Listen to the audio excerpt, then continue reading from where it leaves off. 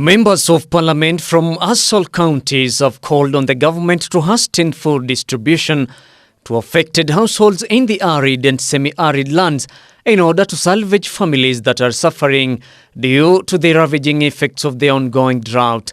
Speaking at the Parliament buildings, the MPs said the President should declare the ongoing drought as a national disaster, adding that it is only vital for the government to declare the drought as such in order for it to be combated with the seriousness it deserves. We are gathered here today to put our voice on an item or an agenda that is very live to Kenyans and mostly to the pastoralist community, and that is drought. We want the President of the Republic of Kenya, His Excellency William Samoei Ruto, to declare drought as a national disaster.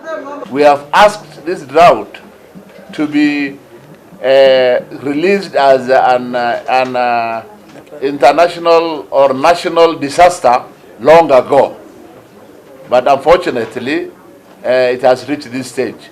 Most counties have suspended all development programs to focus on handling the drought situation in the areas. Several interventions measures have been put in place through joint efforts by the county government, national government and non-governmental organizations. The leaders urged their colleagues to desist from political warfare and focus on the elephant in the room, which is famine and drought.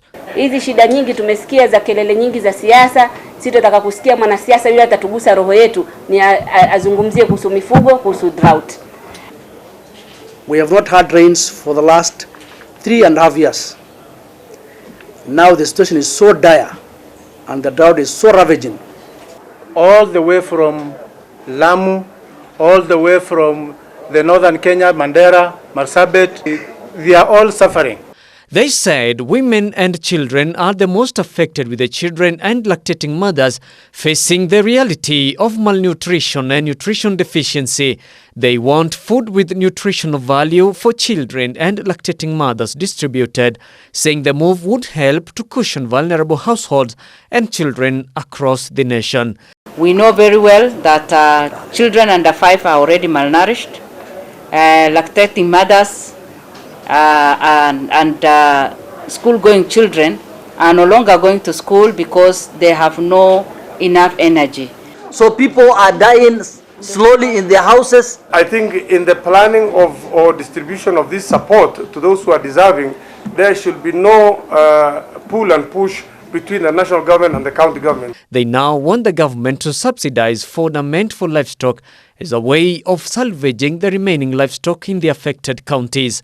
As the program on fertilizer voucher or subsidy is rolled out in the country, we are also requesting that the President considers the livestock feed voucher or subsidy for our livestock.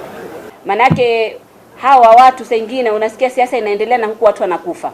Kule waliposhikana sisi hatukujua, walipoachana hatukujua. Sisi tunaona ni kelele tu kwa sababu ambazo sisi hatuzijui.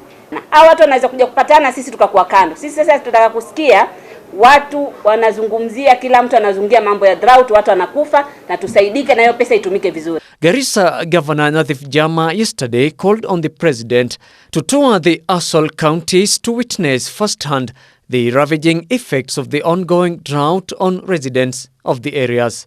Kind of Stefano, Abra TV.